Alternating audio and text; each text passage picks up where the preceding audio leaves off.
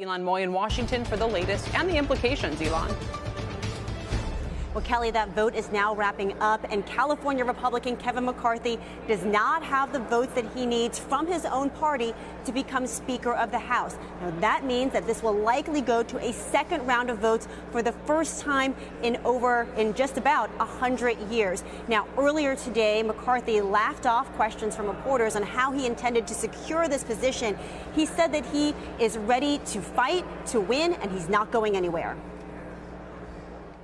We may have a battle on the floor, but the battle is for the conference and the country, and that's fine with me.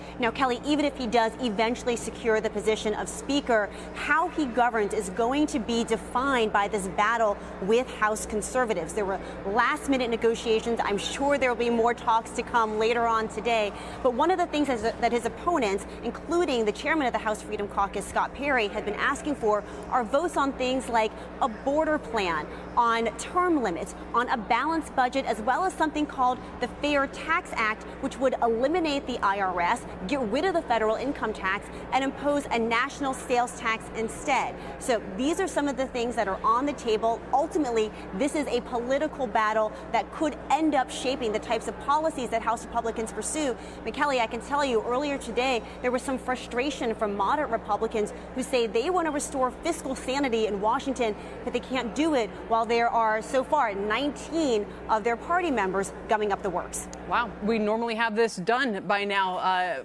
I don't want to say unprecedented, but unusual. Elon, thanks. Keep us posted. Elon Moy in Capitol Hill.